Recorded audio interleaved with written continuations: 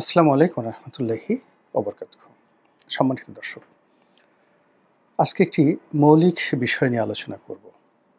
সাধারণত অন্যান্য দিন নির্বাচন নিয়ে, রাজনীতি নিয়ে এবং খুব নিকট ভবিষ্যৎ, আজকের দিনে কি হচ্ছে, আগামী কাল কি হতে পারে, অথবা সম্ভাব্য নির্বাচন ডিসেম্বরে হবে না জুনে হবে, এই সকল বিষয় নিয়ে আলোচনা করি বাংলাদেশের সঙ্গে আমেরিকার সম্পর্ক, দিল্লির যে আধিপত্য এবং চীনের নয়া প্রভাব। সেন্ট মার্টিন থাকবে কি থাকবে না, সুন্দরবনের অবস্থা কী হবে, তারপর আমাদের যে রোহিঙ্গা সমস্যা, এগুলো নিয়ে যে সরগরম আলোচনা, আমরা যারা সামাজিক মাধ্যমে কন্টেন্ট তৈরি করি, এগুলো নিয়ে মূলত ঘুরিয়ে ফিরিয়ে কথাবার্তা বলি এবং জনগণ এগুলো শুনতে চায়। হয়তো একই কথা পুনরাবৃত্তি হয়, বারবার বলি। আবার সকালে যে কথা বলি, অবস্থার কারণে সে কথাগুলো পরিবর্তন হয়ে যায়। যেমন ধরুন, বিএনপির মঞ্চে আজকে যারা আছে, কালকে গিয়ে দেখা গেল তারা চরমোনাইয়ের মঞ্চে ভিন্ন কথা বলছে। তো এখন বিএনপির মঞ্চকে নিয়ে যখন একটা কন্টেন্ট তৈরি করি, তখন যে ধরনের ভাষা থাকে, আবার যখন চরমোনাইয়ের মঞ্চে গিয়ে মানুষ অন্য কথা বলে, তখন তো ভাষা পরিবর্তন হয়ে যায়।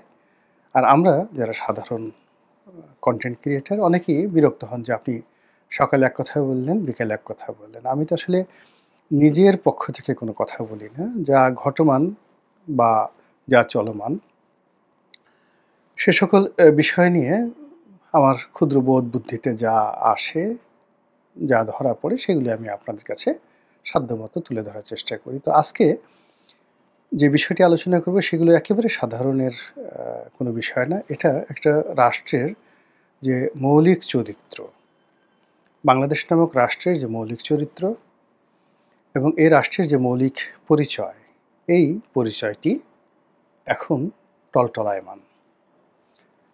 এবং এই পরিচয়ের যে সূত্র, সেই সূত্র নিয়ে রীতিমতো টানা হেঁচড়া শুরু হয়েছে।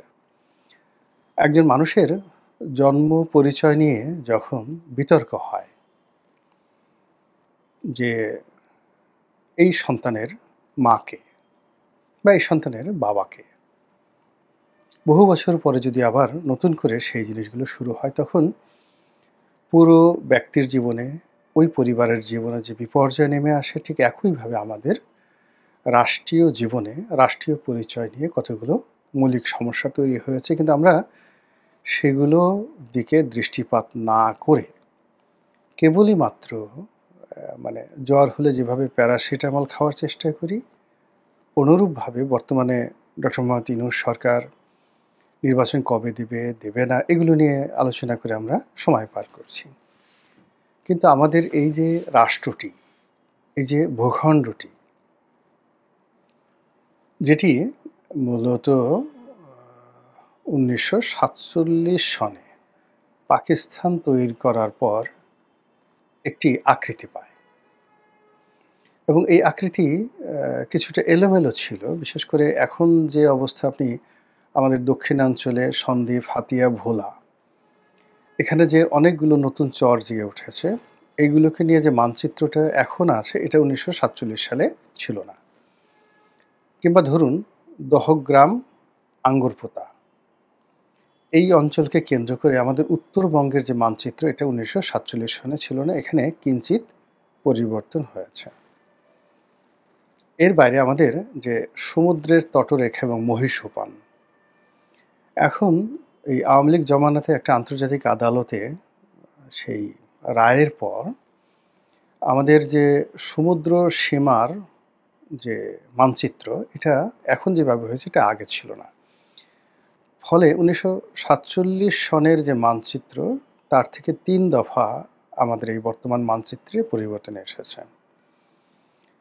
এর বাইরে যে কথাটা বলা যেতে পারে, সেটি হলো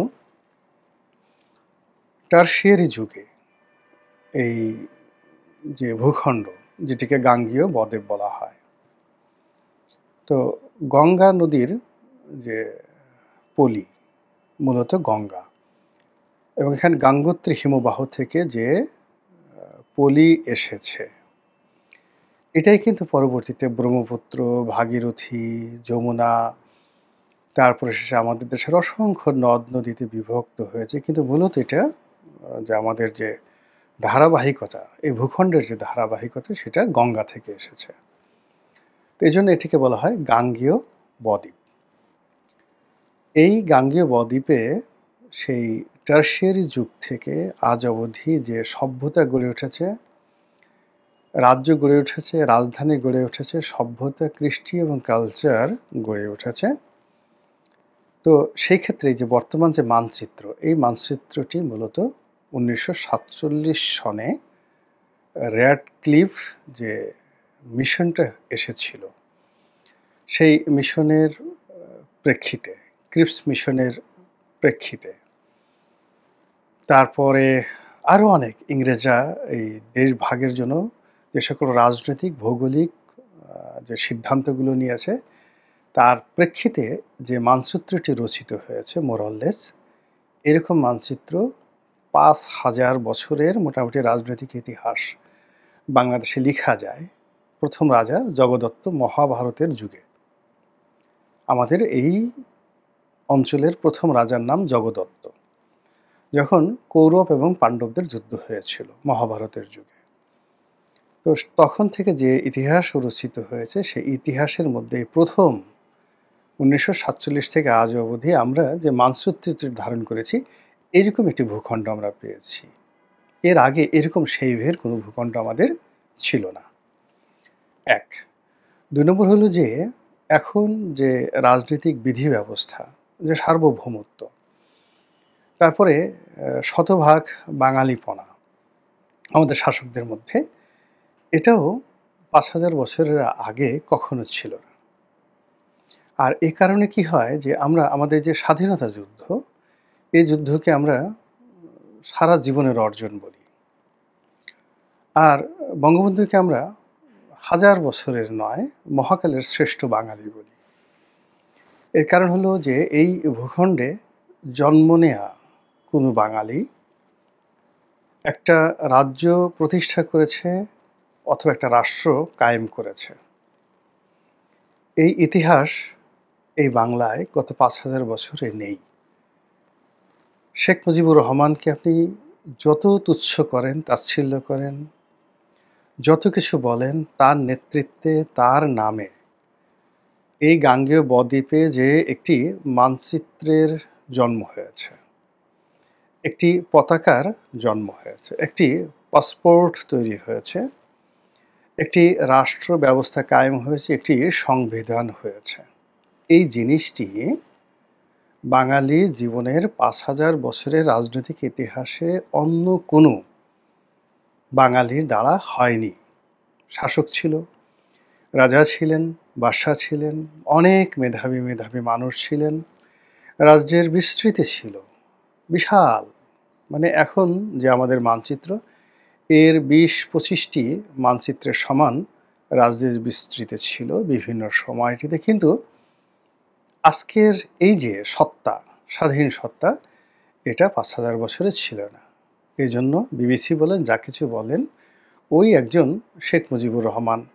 কেউ বলেন তিনি ইন্টারমিডিয়েট পাশ করেছেন, কেউ বলেন টেনে টুনে নকল করে বিএ পাশ করেছেন, কেউ বলেন বাংলা বলতে পারেন না, ইংরেজি টেনে টেনে বলেন, কেউ বলেন সরোয়ার্দির বডিগার্ড, হোয়াট এভার মেবি, যাই বলেন না কেন, সারা দুনিয়া তাকেই সর্বকালের সেরা বাঙালি হিসেবে, সর্বকালের সেরা বাঙালি হিসেবে ১ নম্বর বাঙালি বলে অভিহিত করেছেন। এটাই বাস্তবতা। তো এই যে একটা ইতিহাস রচিত হয়েছে, আপনি হাসান হাফিজুর রহমানের সেই মুক্তিযুদ্ধের যে ইতিহাসের ভলিউমগুলো কখনো উল্টিয়েছেন কিনা, পড়েছেন কিনা আমি জানি না। কিংবা ধরুন অন্নদাশঙ্কর রায়ের সেই যে বিখ্যাত কবিতা, বঙ্গবন্ধুকে নিয়ে যে কবিতা, সেটি আপনি কতবার পড়েছেন? যতদিন রবে পদ্মা যমুনা মেঘনা বহমান, ততদিন কীর্তি রবে তোমার শেখ মুজিবুর রহমান। এটা আপনি কতবার পড়েছেন? আচ্ছা, এখন এরকম একটা কবিতা ডক্টর ইউনূসকে নিয়ে রচনা করেন। অন্য কোনো রাজনৈতিক নেতাকে নিয়ে রচনা করেন, শেরে বাংলাকে নিয়ে রচনা করেন, দেখেন তো আসে কিনা, নেতা কিভাবে তৈরি হয়। কিংবা ধরুন একটা গান যে তৈরি হয়েছে, শুনে একটি মুজিবরের তরে লক্ষ মুজিবরের ধ্বনি, আকাশে বাতাসে উঠে রনি, বাংলাদেশ আমার বাংলাদেশ। এই গানটিকে ফাইট করার জন্য, বিট দেওয়ার জন্য প্রথম বাংলাদেশ আমার, শেষ বাংলাদেশ, কিংবা নতুন বাংলাদেশ, গড়ব মোরা, কত কিছু তৈরি হয়েছে। দেখেন তো সেই গানটা, একজন মুজিবরের নাম নিয়ে যে গানটা, এরকম একটা গান আপনি সুভাষচন্দ্র বসুকে নিয়ে লিখতে পারেন কিনা, কায়েদে আজম মোহাম্মদ আলী জিন্নাহকে নিয়ে লিখতে পারেন কিনা, লিয়াকত আলী খানকে নিয়ে লিখতে পারেন কিনা, বা হুসাইন মোহাম্মদ এরশাদকে নিয়ে লিখতে পারেন কিনা, দেখেন তো হয় কিনা। এটাই হলো যে মানুষের হৃদয়ের সঙ্গে,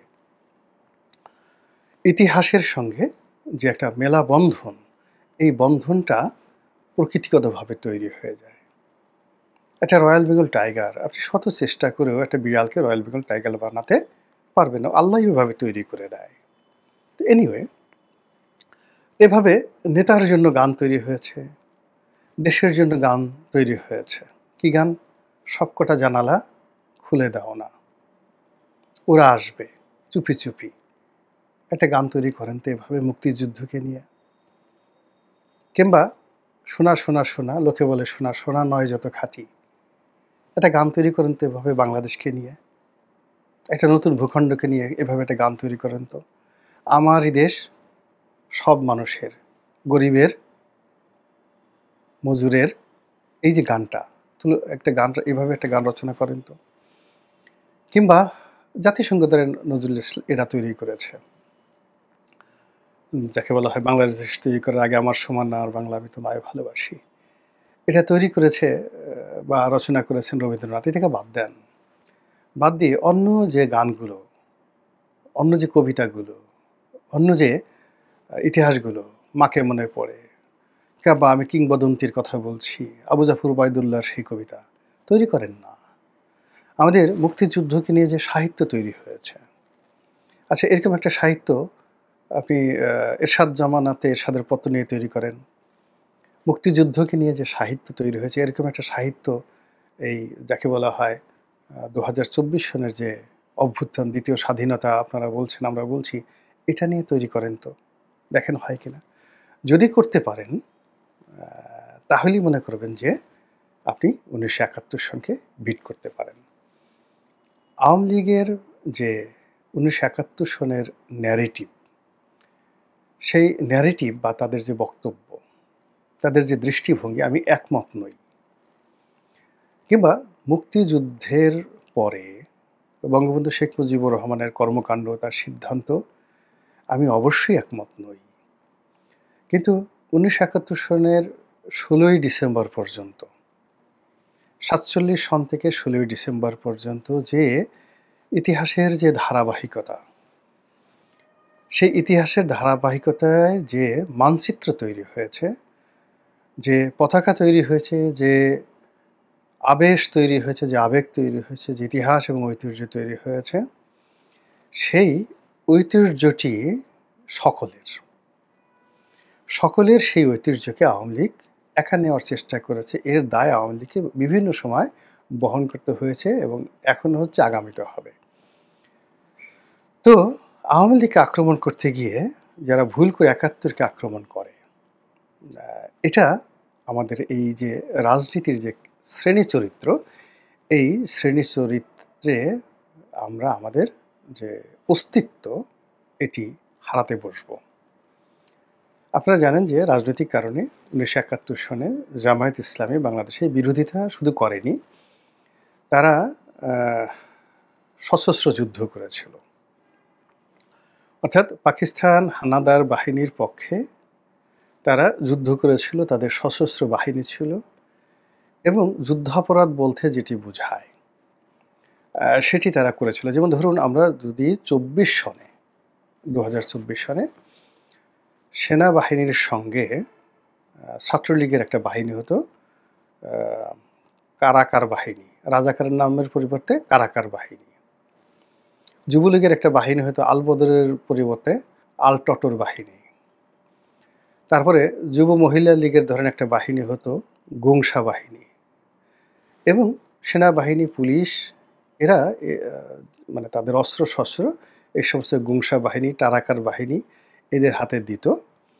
এবং এই যে জুলাই আগস্টের যে হত্যাকাণ্ড, এটি ৩০ লাখে না হোক ৩ লাখে পৌঁছে যেত। ধরুন ৩ লাখ, সবাই বলে যে ১৯৭১ সনে ৩০ লাখ শহীদ হয় নাই, ৩ লাখ শেখ মুজিব ভুল করে ৩০ লাখ বলে ফেলেছে, হোয়াট এভার মেবি।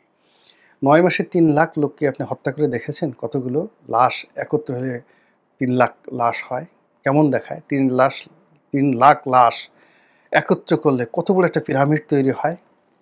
৩ লাখ লাশের মধ্যে কয়টা নারী, কয়টা শিশু, কয়টা বৃদ্ধ বনিতা রয়েছে? আর এই যে ৩ লাখ লাশ সরাসরি যদি হত্যা করা হয়, তাহলে ২ কোটি লোক যে ভারতে পালিয়ে গেছে, তাদের মধ্যে ৯ মাসে কতজন লোক মারা গেছে? তাদের সংখ্যা কত? আসার পথে কত লোক মারা গেছে, যাওয়ার পথে কত লোক মারা গেছে? কলকাতাতে বসে বিভিন্ন আশ্রয় কেন্দ্রে ২ কোটি লোকের মধ্যে কত লোক মারা গেছে? এটা হিসাব করেন তো, সেগুলোকে আপনি কিভাবে ধরবেন? স্বাভাবিক মৃত্যু, অস্বাভাবিক মৃত্যু, ম্যালেরিয়া, রোগাক্রান্ত, না যুদ্ধাহত? কত হয়?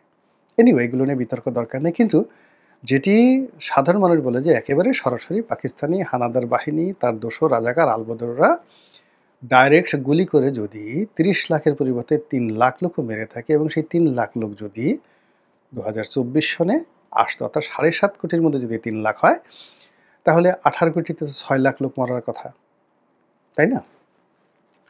তো সেই ৬ লাখ লোক যদি ২০২৪ সনে মারা যেত, এবং এই মৃত্যুটার মধ্যে যদি ছাত্রলীগ, যুবলীগ সরাসরি অস্ত্র দিয়ে এই গুলাগুলি করে মারত, তাহলে বাংলাদেশের রাজনীতিতে ছাত্রলীগের, আওয়ামী লীগের অবস্থা কেমন হতো একবার একটু চিন্তা করেন তো।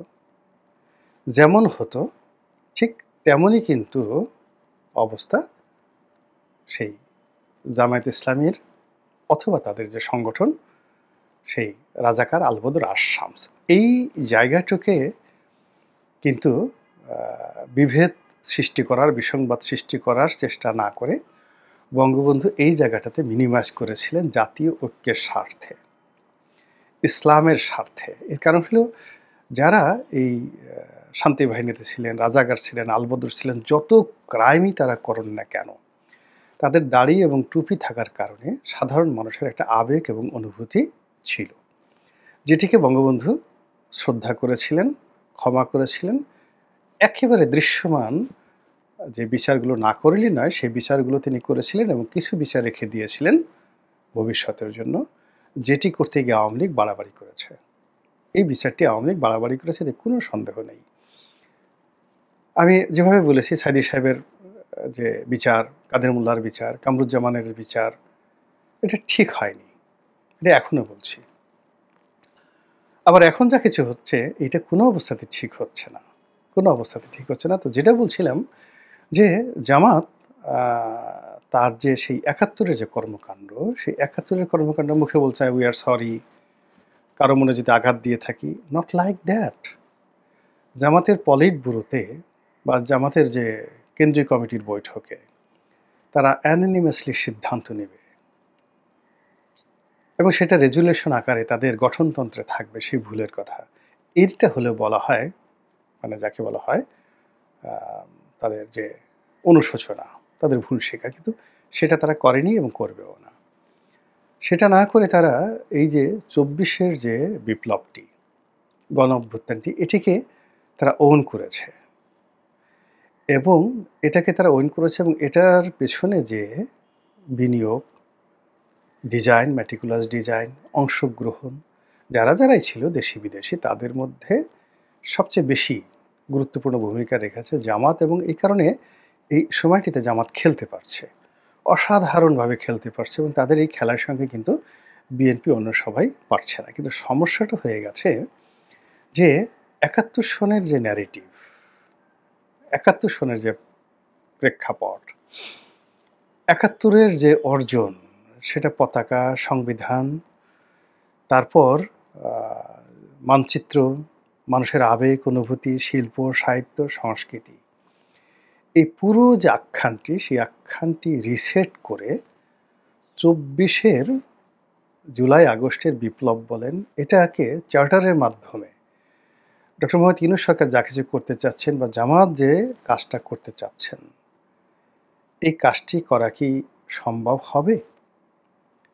বা এই কাজের ফলে রাষ্ট্রের কি ক্ষতি হবে? ইতিমধ্যে আমরা দেখেছি যে অনেক চেষ্টা হচ্ছে। মূল ব্যাপারটা হলো যে আওয়ামী লীগের স্বৈরতন্ত্র, সেটা যদি আপনি বলতে চান তাহলে এটার সঙ্গে আপনি সেই আওয়ামী লীগের অতীত স্বৈরতন্ত্রের তুলনা করতে পারেন। বঙ্গবন্ধুর জমানার সেই যে আ ব্যর্থতাগুলো, তার স্বৈরতন্ত্র, তার সঙ্গে এইবার আওয়ামী লীগের আপনি তুলনা করতে পারেন, কিংবা এরশাদের স্বৈরতন্ত্র, কিংবা বিএনপির তো পতন হয়েছে। একাধিকবার বিএনপির পতন হয়েছে। তার সঙ্গে তুলনা করতে পারেন। একটা স্বাধীন দেশে একটা সরকারের, স্বৈরতান্ত্রিক সরকার ব্যবস্থা পরিবর্তন হলো। শ্রীলঙ্কাতে পরিবর্তন হয়েছে, পাকিস্তানে পরিবর্তন হয়েছে। কিন্তু সেই পাকিস্তানের ৪৭ এর ইতিহাস নিয়ে কেউ টান দেয়নি। শ্রীলঙ্কার স্বাধীনতার ইতিহাস নিয়ে এই যে বন্দরনায়েকের যে ইতিহাস, সেটা নিয়ে তো কেউ প্রশ্ন তুলেনি।